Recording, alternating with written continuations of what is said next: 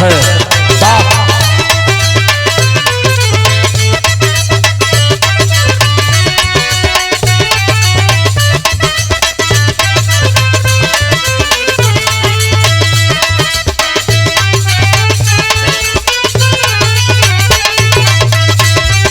क्या बात है मास्टर, वाह वाह सौरभ मास्टर वाह।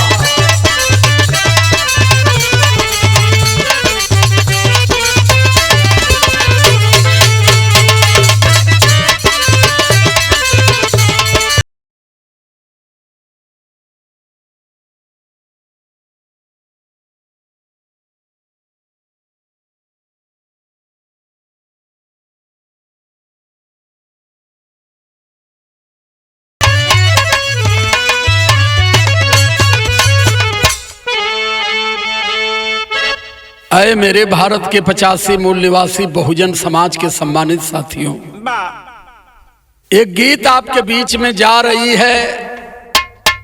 माननीय मोदी जी के 9 साल का शासन काल, कितना इन्होंने विकास किया, कितना देश का इन्होंने भ्रमण किया, कितना कमाए, कितना यहां से लुटाए। प्रेम से मन बना के बिरहा सुनिएगा और शेयर करके इस बिरहा को ज्यादा से ज्यादा लोगों को सुनाइएगा, क्योंकि 2024 शुरू है। 4 महीने में पुनः भारत का निर्माण भी होने वाला है। अगर इस बिरहा को ज्यादा से ज्यादा लोग सुने तो निश्चित रूप से आपका भारत बचेगा, आपका संविधान बचेगा, आपका अधिकार और स्वाभिमान बचेगा, अन्यथा अब आप कुछ बचा नहीं पाओगे। 4 लाइन सौरभ बाबू ये में भूमिका है।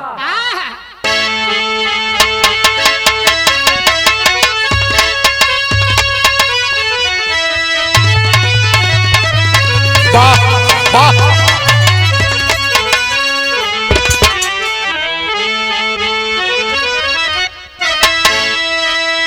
जाति पिछड़ी है अपनी बताते फिरे,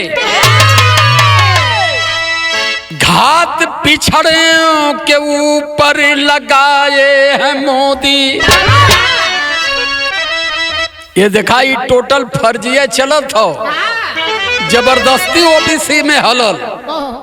जैसे जब अमृत बंटत रहल समुद्र मंथन में, तो में राहु केतु हलल है, उनकर गर्दन काट गया। लेकिन ये जबरदस्ती में हलल के केहू कुछ ना कहल। त लाइन हमार संकेत करत है, समझाई कम समझ जइया लोग। जाति पिछड़ी है अपनी बताते फिरे, घात पिछड़ों के ऊपर लगाए हैं मोदी। जाति जनगणना कराने से डरते, जाए अदालत में अर्जी लगाते हैं मोदी।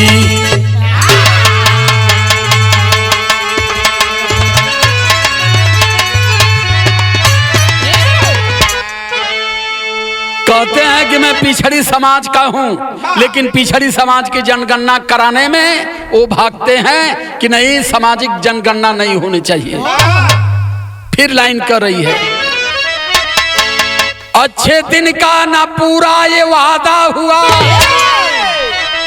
हिंसा नफरत की ज्वाला जलाती है मोदी। अरे कभी सूरज भान की कलम कह रही, पारा पारी सभी को रुलाते हैं मोदी।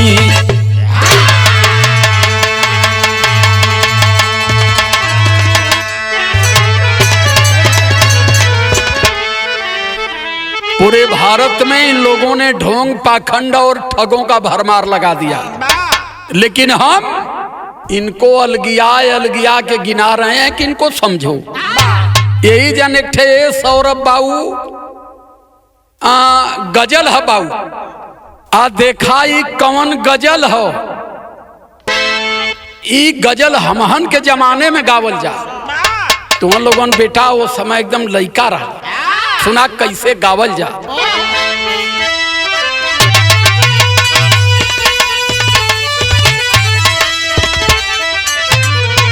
अरे वाह बेटा वाह, एके तो एकदम पीस के मैदा कह जाला।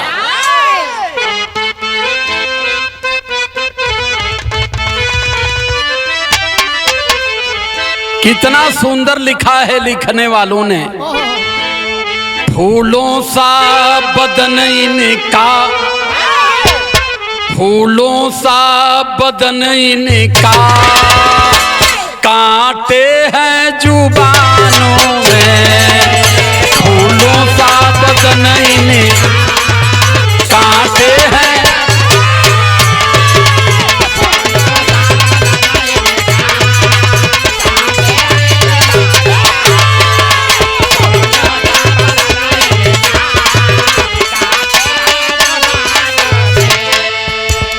फूलों सा बदन इनका,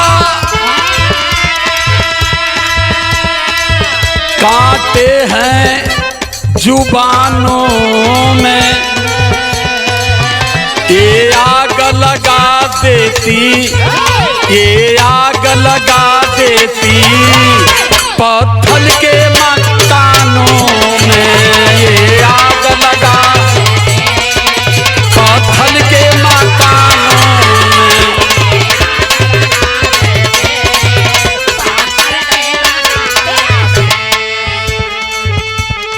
ई तो धुन तुहन लोगन का नींद तोरे बदे गौली है, लेकिन आई ओरिजिनल भाव सुना कितना सुंदर है ये बाबू। भारत के लोगों को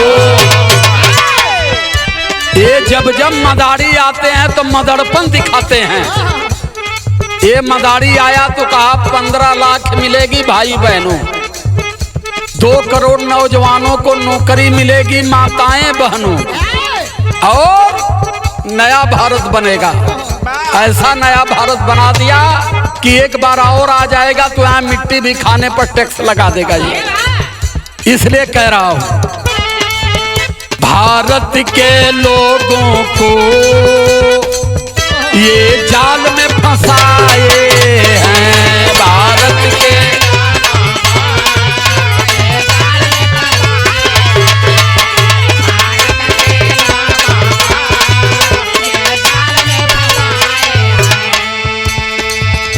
भारत के लोगों को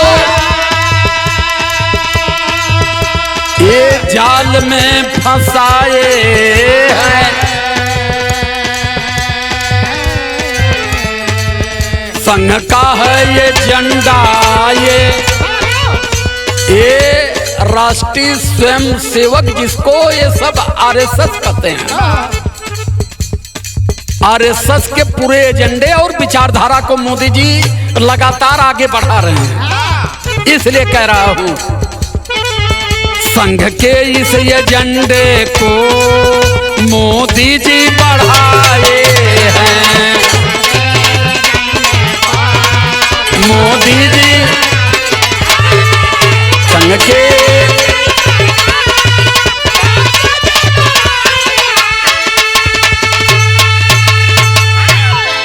अब शायर लगल ई मदारी आया तो देश के लोगों को क्या क्या बताया, और जब इन सबों से जवाब मांगा गया तो एक और है वो कवन जो देश निकाला कर दिया गया था, मोटे गर्दन वाला।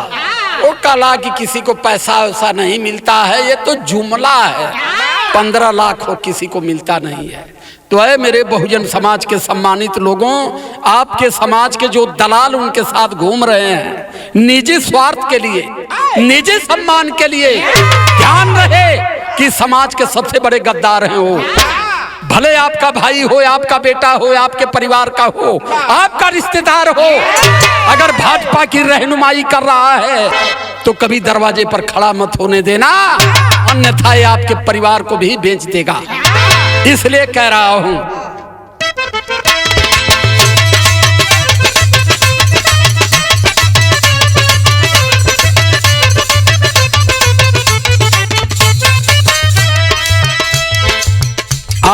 माननीय मुख्यमंत्री मोदी जी पीएम बनने के लिए तो पहली घोषणा करते हैं, क्या किए? बन के चाय वाला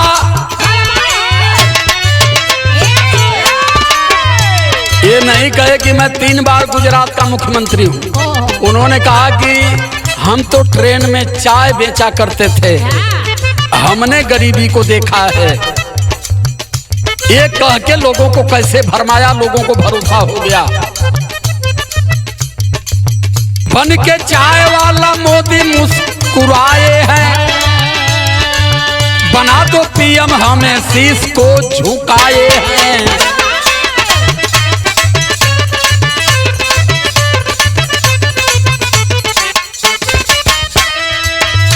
अगर भारत का पीएम मैं बन गया तो सबसे पहला काम करूंगा, क्या कहे? काला धन देश का विदेश से मैं लाऊंगा,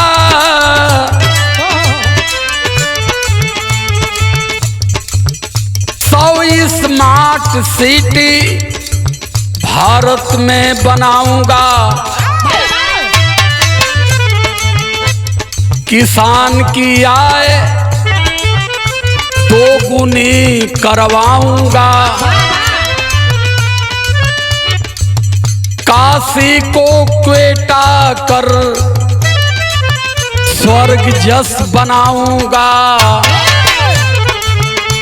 किसान की आय 4 गुनी होगी, देश के हर गरीब के खाते में 15 लाख जाएगा और बनारस की काशी को स्वर्ग बना दूंगा।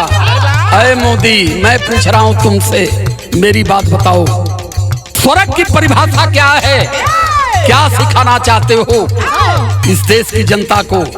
स्वर्ग और नरक कहाँ है? लेकिन ये भारत के 100 करोड़ भोले भाले लोग हैं और भारत के 100 करोड़ भोले भाले लोगों को जो ही आता है, जहां से आता है, लड़बक बना करके इनको चूस के चला जाता है और ये बेचारे असहाय ही बने रहते हैं। कहे कि मैं काशी को स्वर्ग जैसा बनाऊंगा और किसान की आय 4 गुनी कराऊंगा। ई के कहला उनका साढ़ू मोदी जी 2 गुना, इनका साढ़ू कहला कि 4 गुना हुई। उठाए के सांड भैंसन के छोड़ देला 8 गुना हो गई। किसान बेचारे खा पी के घर में सुतते हैं, अब खा पी के रात भरे जाड़ा में गेहूं अगोरत हो। यही है डीजल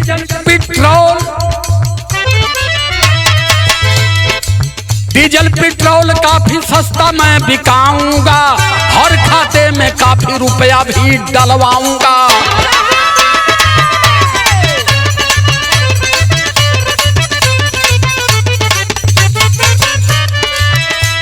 करके यकीन बहुजन के लोग तब पागल आए हैं। कल कि अब ऐसा नेता न मिली, नौकरी कैले जीवन भर 15 लाख ना मिली, प्रधानमंत्री बन जाई, हच दे 15 लाख डाली, गच दे अमान 15 लाख बन जाए। कुल ठगवा ऐसे ही ठग आते रहे, भारत को लूटते रहे और इस बार नहीं समझ पाए तो फिर इस धरती पर न संविधान न भारत न आप कोई नहीं बचेगा। करके यकीन बहुजन के लोग भी पगलाए हैं, पीएम मोदी जी को 14 में बनाए हैं।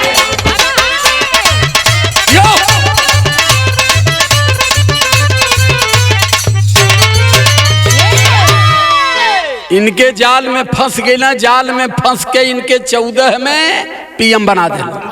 आज जब पीएम बन गई तब पहले 15 लाख के बदले में कैला का कि नोटबंदी कैला, जवन घर में धयल वेल रहो के निकलवा लेना।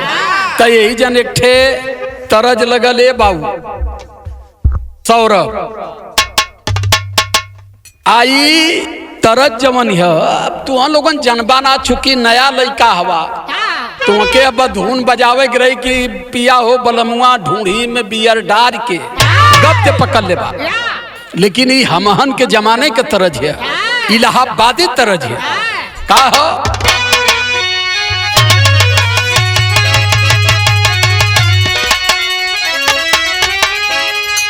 पकल्ला तो बेटा थोड़ी सा सुना, कौनो दुल्हन अपने सहेली से बतियाओ था कि हमार दुल्हा तो इतना रसीला हूं। अरे एक मत कहा, वह कहलस का कहलस, अरे जुम्मा के बहाने अरे गाली काट ली लसी, देखा देखा हो सजनवा दुखवा बाँट लिया।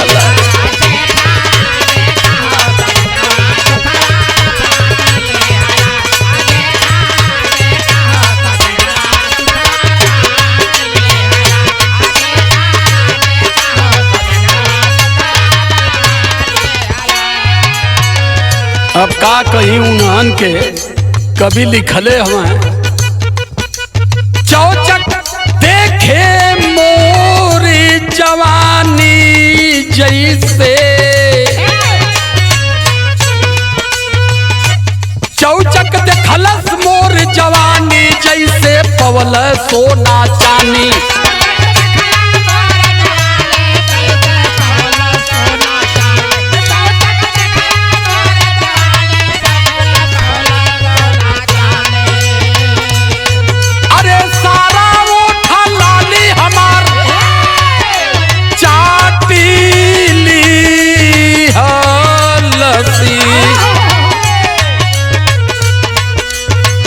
हवा देखाई हे रजऊ देखाई दुखवा हमरो सगरो पाँच लिया।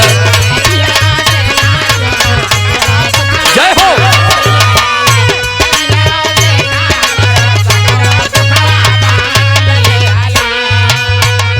अब चूंकि धुन पुरानी हो, आज के लइकन के समझ में आई ना, लेकिन आई गाना ओरिजिनल सुना, गाना का भाव हो, वादा कैला पीएम बनल, वादा कई के पीएम बन के अब समय काटे लगल, समाज पगला थिया। कैसे धीरे धीरे दिनावा, धीरे धीरे दिनावा वो राये लगल, धीरे धीरे दिनावा लोगवा देख तमाशा भैया सब यकुताए लगन।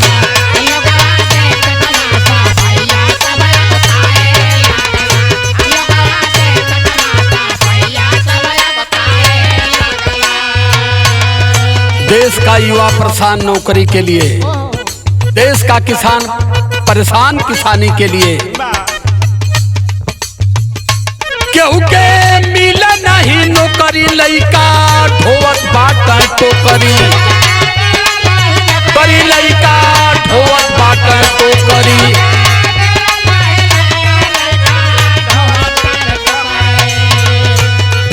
एमए बीएड कई के सब ताकत हो, और वही बीच में आ गए और कहे कि देश के नौजवान,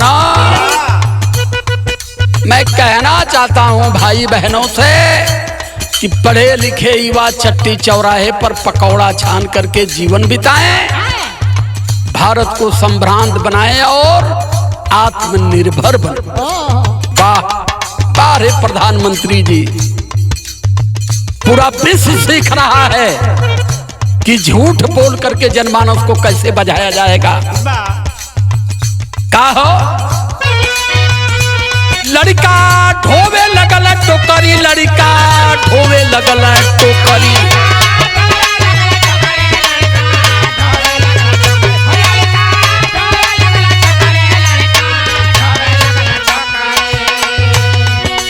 अरे मोदी जी विदेश में अरे भेंटाए लगल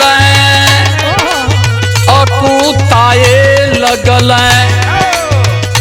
खाली कहीं सऊदी में तो दुबई में तो जापान में तो चाइना का भ्रमण कर रहे और वहां जाकर के कहते हैं कि मैं बुद्ध के देश से आया हूं।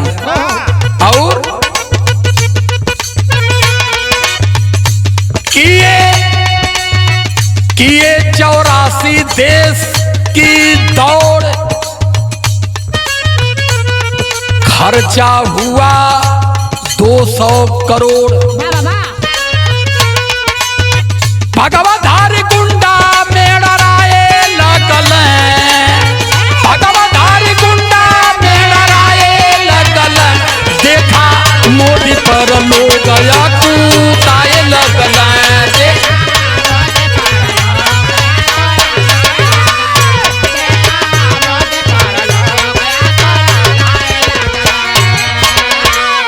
इन्होंने भगवा का राज बना दिया कि भगवा के सामने अब इस देश में 85 मूल निवासी, SC ST OBC और माइनॉरिटी समाज की कोई हैसियत नहीं है।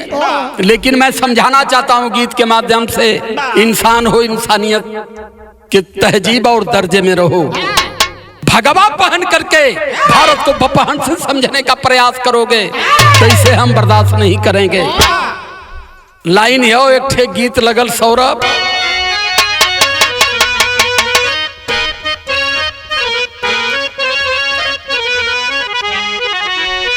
यह गीत का लाइन है, एक थे लड़की गौने से आई तय के अपने बहन से बताओ थे कि जो हमारे बुढ़ चौदवना हो, बुढ़वा अपने ससुर के कहत है कि बुढ़वा के आदत बहुत खराब है। का कहलस,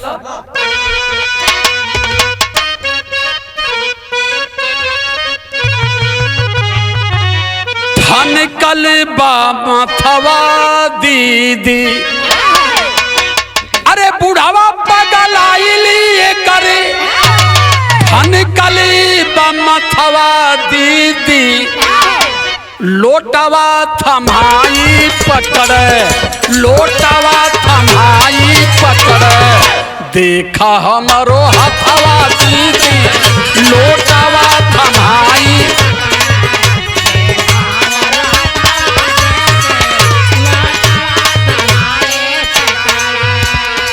लेकिन लाइन है गीत की, क्या है,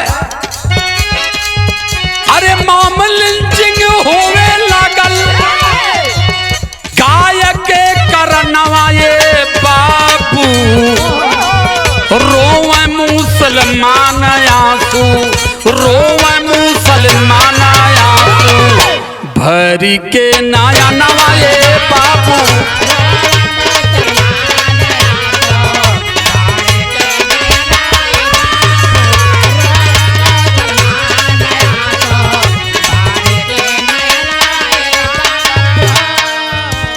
मॉम लिंचिंग कर रहे हैं, ये कर रहे हैं कि देश में मुसलमान का कसी कर रहा है। मुसलमान बेचारा तो अपने काम धाम में लगा है। अभी अभी ये बजरंग दल वाले पकड़े गए जो गाय को काट करके मुसलमानों को बदनाम करने का प्रयास कर रहे थे। जब वो चारों पकड़ लिए गए तो इन्होंने के कान में ठुट्ठी हेल गई। ये गधे बड़ी बड़ी मीडिया वाले दौड़ दौड़ के जो खबर बनाते हैं एक बार दिखाने की हैसियत नहीं बना पाए। तो मैं कहता हूं कि तुमको जितनी नाटक नौटंकी करनी है कर लो, लेकिन मैं भारत के SC ST OBC माइनॉरिटी समाज के लोगों से केवल एक अपील करूंगा कि हमें संविधान की तहजीब में रह करके और उनसे लड़ना है। और लड़ने का सीधा कोई बहुत बड़े हथियार की जरूरत नहीं है। हमें जातियों, धर्म, मजहब, दल, संगठन से बाहर निकल करके एक हो जाने की जरूरत है। ये हमारे पैरों के नीचे दब करके भी मर जाएंगे, ये हमारा मुकाबला नहीं कर सकते। इसलिए कह रहा हूं, क्या है,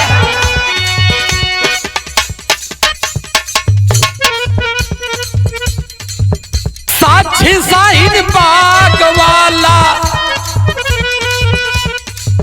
साक्षी शाहीन बाग भैली बनल इतिहास हो।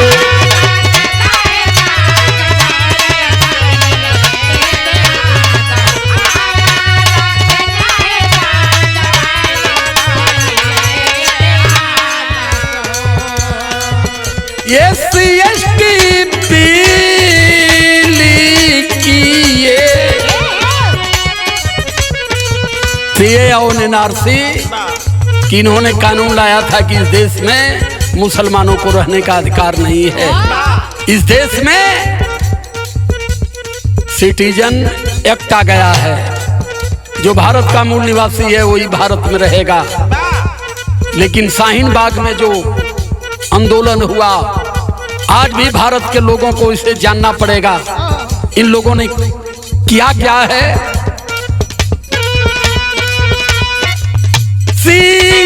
NRC पीला किए जब पासी हो,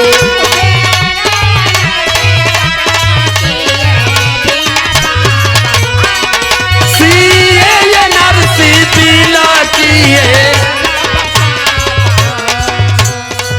साक्षी शाहीन बाग भैली बनाई इतिहास।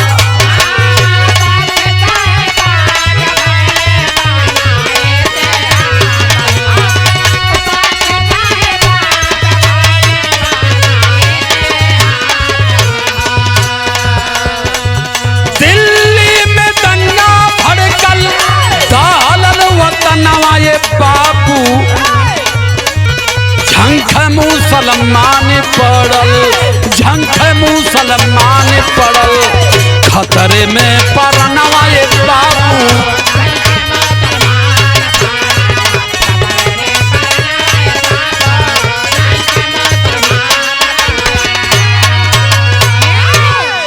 इनकर ध्यान नौकरी की तरफ ना, किसानन की तरफ ना हो। खाली अब इनकर ध्यान पहले कोरोना लाए, कोरोना के पहले NRC की एक बिल लेके आए, CA NRC की। बस खाली यही में इनका पूरा समय कटत है। और दोबारा आएंगे तो अब क्या करेंगे मैं कहना नहीं चाहता हूं। यही जन गीत लगल बाबू। उसके बाद भारत में ही इनके राज्य में एक घटना होती है। ये गीत का लाइन है,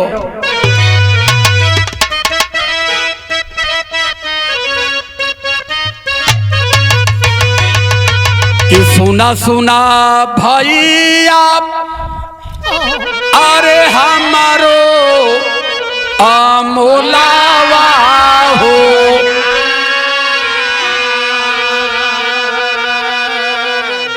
भैया आवत बाटें दुश्मन हई सामनावा हो।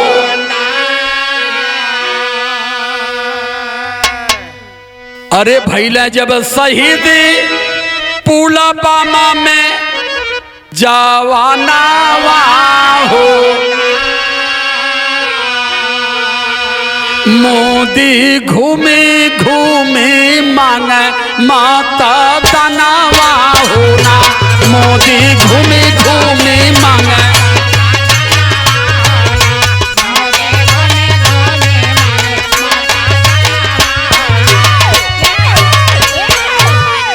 पुलवामा में हमारे नौजवान किसान गरीब के बेटे 47 की तादाद में शहीद कर दिए गए। और उन 47 जवानों के नाम पर अब मोदी 19 में वोट मांगना शुरू किए कि इन नौजवानों के नाम पर हमें वोट कर दो ताकि हम पाकिस्तान से बदला ले सकें। सर्जिकल स्ट्राइक कर दिए। एक तरफ बम गिरा और दूसरे तरफ पीओके से सुबह इन लोगों ने पेपर में छपवा दिया कि पाकिस्तान के 300 आतंकी मार दिए गए। और पाकिस्तान से खबर आती है कि यहाँ कोई बम नहीं गिरा। मैं मोदी जी से पूछना चाहता हूं कि आपकी एयर स्ट्राइक में जब आपने पीओके पर एयर स्ट्राइक किया तो बताओ कि ऊपर से बम भी गिर रहा था, वहां आपका मुनीब लेकर के लाश भी गिन रहा था नीचे। अरे भरम छोड़ दो यार, इंसान हो मानव बन जाओ। क्या है 3.5 कुंटल यार्डियक, अरे कहां से अब तक CBI नहीं पता के पायल।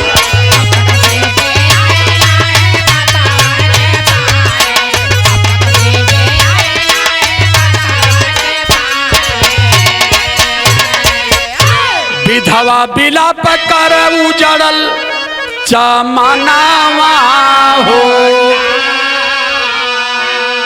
आंसू माताया जी सब, अरे आंसू भारत बाटे सब के नया नावा हो।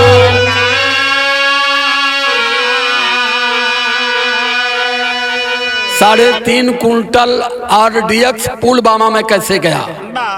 रिपोर्ट आई, गाड़ी हरियाणा से चली थी, स्कॉर्पियो में चली थी और डिवाइडर तोड़ करके 7 किलोमीटर गई।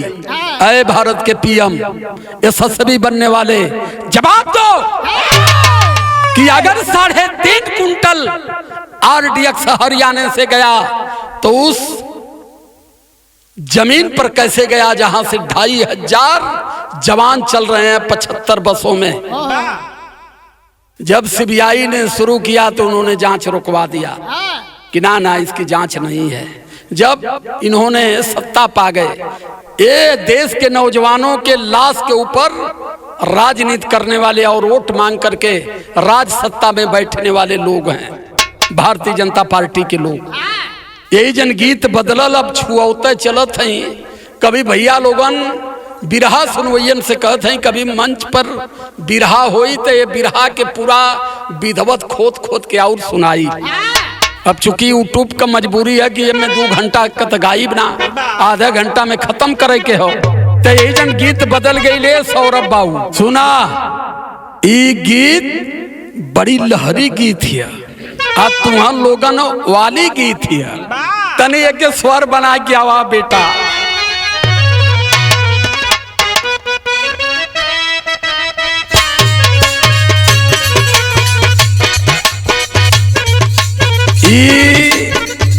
एक ठे लइका का गौना, रुका हो तनी मास्टर, धीरे धीरे बजावा। एक ठे लइका का गौना भयल आउ फार्म भरले रहा सिपाही में, भर्ती में।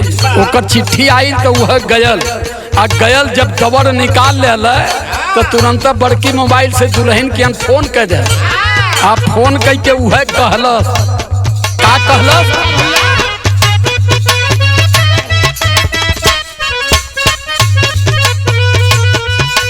पाए गाल का चुम्माली हल सही गयल रानिया,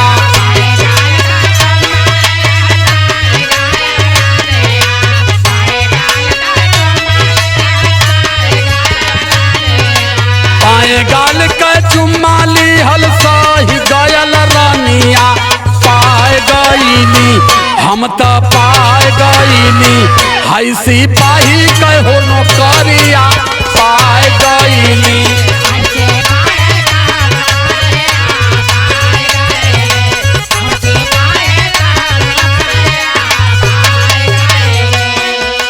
लेकिन गाने का अस्थाई भाव है, भारत में आजादी के बाद इस जमहूरियत में लोकतंत्र की पहली घटना है जो सुप्रीम कोर्ट के जजों ने बताया है। पूरी अदालत रोने लगी मोदी के कार्यकाल पर और इनके नियम पर और इनकी विचारधारा पर। क्या है? रोवेले अदालत देखी मोदी कैसा सनावा,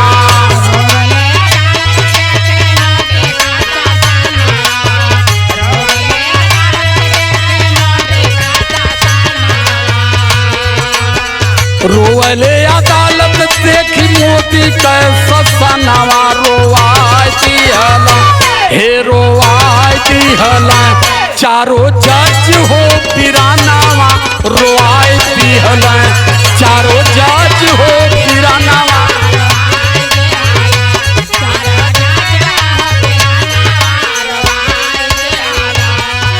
सुप्रीम कोर्ट के 4 जजों ने रोते हुए कहा कि अब भारत का लोकतंत्र खतरे में है। 75 साल में पहली घटना हुई और 2018 वाली रहली समैया।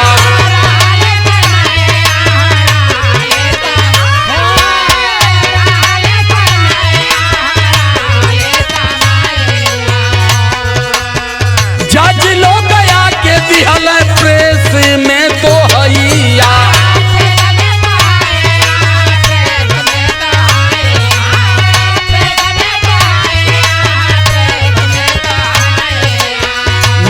लगे कॉन्फ्रेंस में चारों जज ने आकर के खुलासा किया और क्या कहते हैं, लोकतंत्र खतरे में मानिला कहानावा।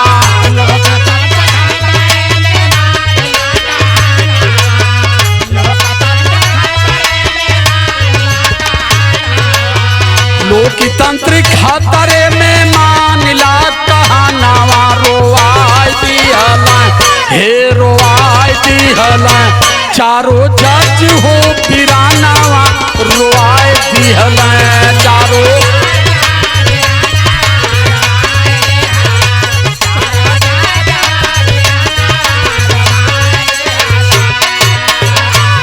नाम नहीं लेना चाहता हूं, पढ़े लिखे सम्मानित जजों का उन लोगों ने कहा है कि अब लोकतंत्र को बौना बनाया जा रहा है और पूर्ण रूप से भारतीय जनता पार्टी की गवर्नमेंट भारत से डेमोक्रेसी को खत्म कर रही है।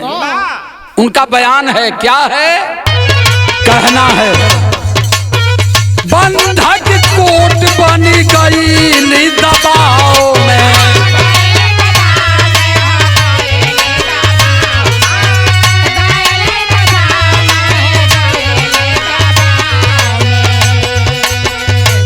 संविधान बाटे निसी पर भाव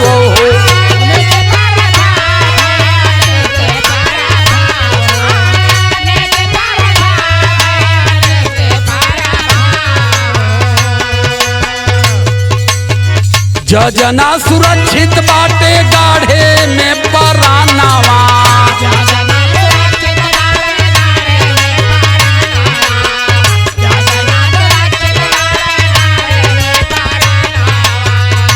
जना सुरक्षित बाटे गाढ़े में परानावा। रोआई हो रोआई दिहला चारों जज हो पिरानावा। रोआई दिहला चारों जज।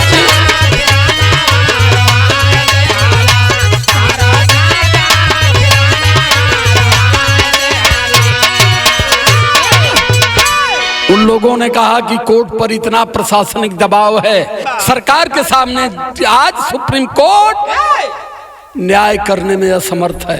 बिरहा में टेरी का भाव लगल सौरभ बेटा।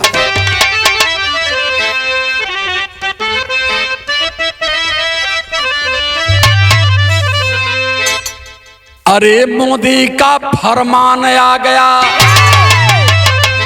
ये कब आयल? जब गाजीपुर बॉर्डर पर लाखों किसान बैठे थे जमीन बचाने के लिए। उन्होंने कहा कि ये कानून वापस नहीं होगी और उस समय सुप्रीम कोर्ट पर इतना दबाव इन लोगों ने बना दिया था कि सुप्रीम कोर्ट भी किसानों के पक्ष में बात करने पर डर रही थी। लेकिन फरमान उनका आता है, क्या? अरे मोदी का फरमान आ गया। अरे रोवे बॉर्डर ऊपर बैठी देखा किसान। इन्होंने कह दिया कि अब भारत में जमीन किसानों की नहीं रहेगी, जमीन अडानी की रहेगी। किसान केवल अपनी जमीन में मजदूरी करेगा। अगर अपनी जमीन में गन्ना बोता है तो गन्ना अडानी का होगा, उसे मजदूरी मिलेगी, लेकिन एक गन्ना तोड़ने का अधिकार उसे नहीं है। जैसे ही हरियाणा, पंजाब, उत्तर प्रदेश और राजस्थान के किसान सुने बौखला गए और निकल पड़े कि हम इसे माफ नहीं करेंगे। विदेशिया का लाइन है बाबू।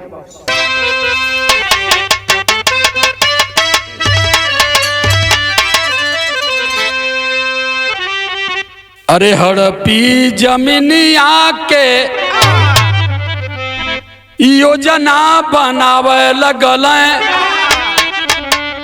अरे पास किए सांसद में काला कानूनिया।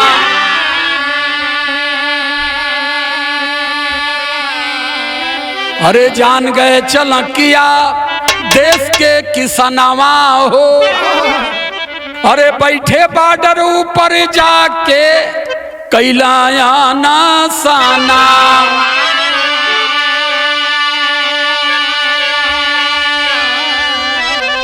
यहाँ किसान अपनी संपत्ति अपनी जमीन बचाने के लिए बॉर्डर पर बैठा और कह रहे हैं कि ये आंदोलनजीवी लोग हैं, ये आतंकी लोग हैं, ये खालिस्तानी लोग हैं। इस तरीके से कह करके भारत के किसानों को बदनाम कर रही थी सरकार। यह गिनावत है कि 9 साल को उपलब्धि इनकरी है हो और का कैला अरे उग्रवादी आंदोलन जी भी मोदी जी बतावे सबके, अरे कई के खालिस्तानी मारे लाखों में हाना।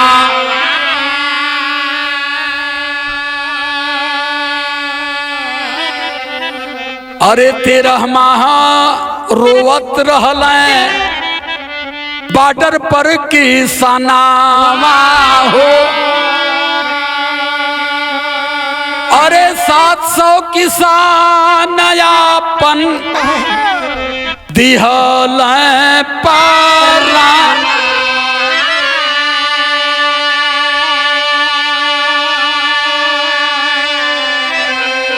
अपनी जमीन बचाने में, अपनी जायदाद बचाने में 700 किसान मर गए।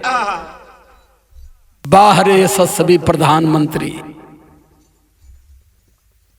अयोध्या में राम मंदिर के प्राण पहिरावत हो वही पथरा में भारत के 85 मूल निवासी 100 करोड़ लोगों से कहना चाहता हूं, जिस देश का पीएम पत्थर में प्राण पहिरा रहा है और जिंदों को मार करके मुद्दा बना रहा है, वो आपकी कितना हिफाजत करेगा। और उसकी हिफाजत में मूल निवासी समाज के जितने लोग हैं इस बार उनकी पूर्ण रूप से दवा कर देना, ताकि उनको पता चल जाए कि दूसरे की अधीनता, दूसरे की चरण पूजने का नतीजा क्या होता है। पहपट का लाइन है।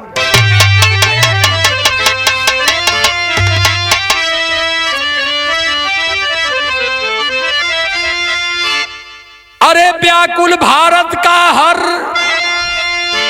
एक ही बंदा शासन अंधा है, पीएम करते राम नाम का धंधा शासन अंधा है।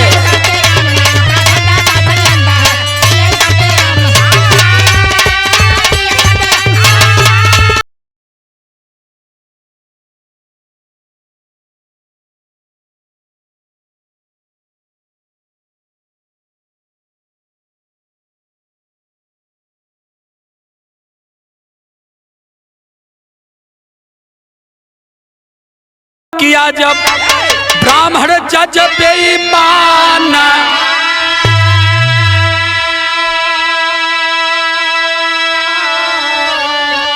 अरे 2 अप्रैल के आंदोलन में 13 दलित गवाए जाने हो।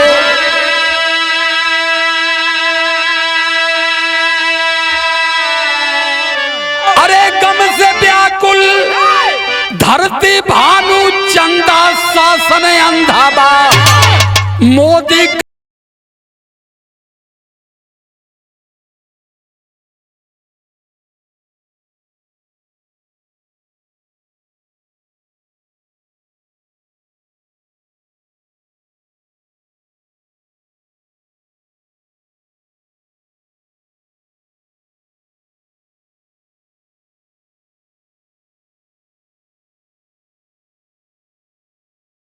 उन्होंने कहा कि SC/ST कानून पूर्ण रूप से गलत है, इसे समाप्त कर देना चाहिए। 2 अप्रैल को आंदोलन किया हमारे बहुजन समाज के लोगों ने, जिसमें 13 दलित बच्चे शहीद हो गए। तब जाकर के इन लोगों ने कानून वापस नहीं समझ में आएगी अगर मेरी बात, तो फिर इस देश में कोई धर्मगुरु समझा भी नहीं पाएगा। सुनिए, आल्हा का लाइन है।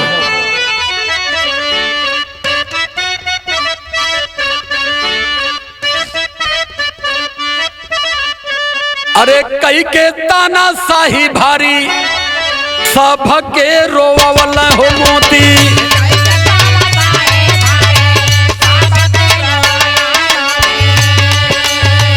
कोई ना सुरक्षित बाटे भारत रम्या,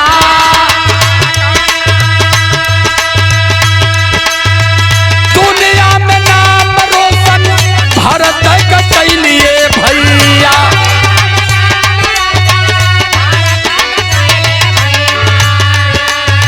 रोआ साक्षी मलिक बेटी महिला पहलवा,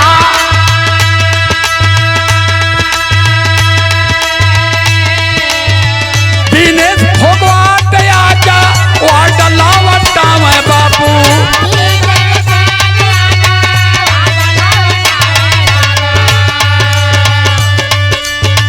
असुवन से भर गयल, असुवन से भर गयल पूरा हो जहां,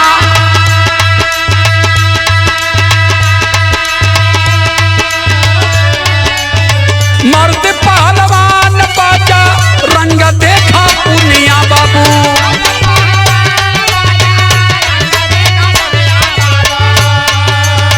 दिहला अवार्ड जाके पीएम के माता,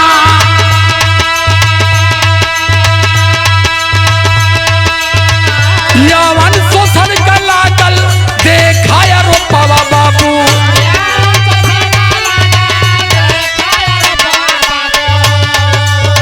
कायम दबदबा रही कैला येला,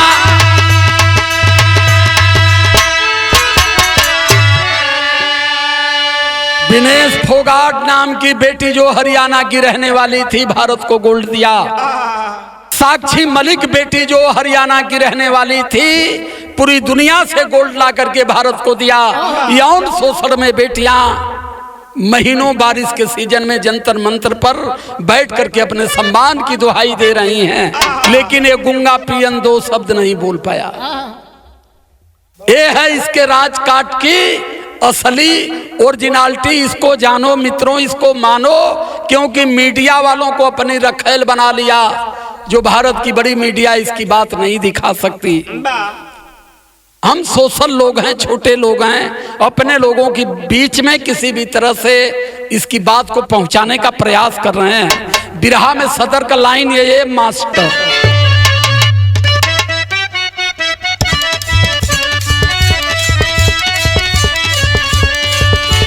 रोमा मुसलमान पहलवान मजदूरा,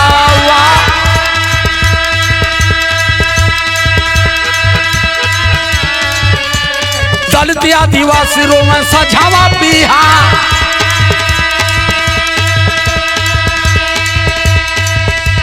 मानवतावादी कवि लेखक अफसरी, अरे रोमा व्यापारी रोमा छोटा ही किसान,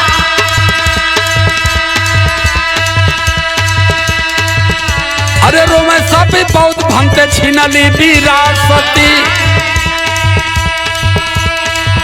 अरे मोदी जी मिटावत बाटे बुद्ध पहचान, अरे रोमा मणिपुर का आजाद देखाया दिवसिया, रोमा मणिपुर का भैया देखाया दिवसी, नंगी घुमावल गईली रोड तारी म्या,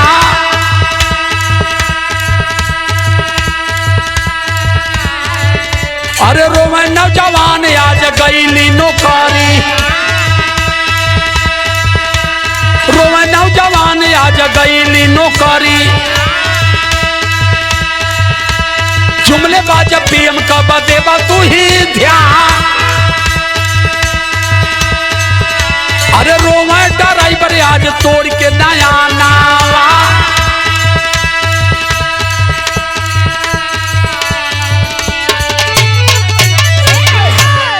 आज देश के सारे लोग दुखी हैं। ये जान गया कि इस देश में सबसे ज्यादा मजदूर ड्राइवरी करते हैं।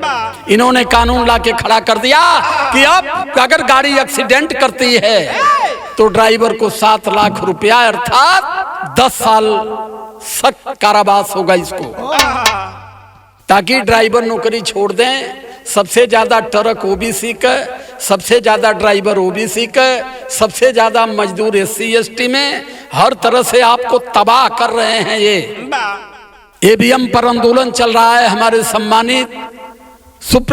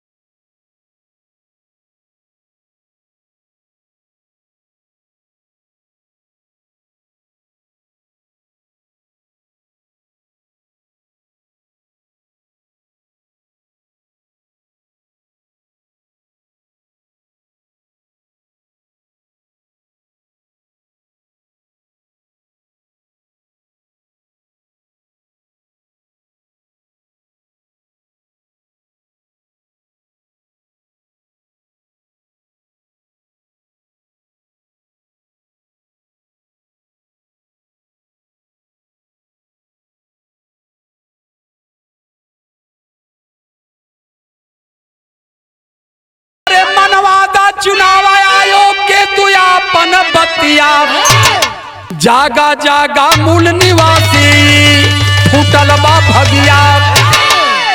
बुध साहू फूले ललई जय हो कांसी राम, राम पलट की कलम है लिखती, अरे बाबा का पैगाम हो।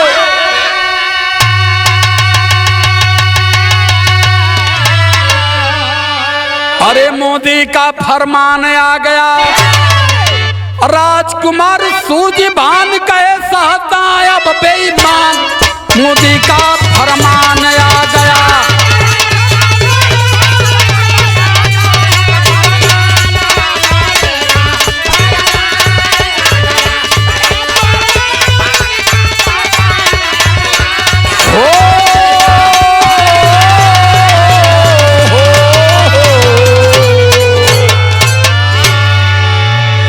सादर जय भीम, नमो बुद्धाय, बहुत बहुत साधुवाद।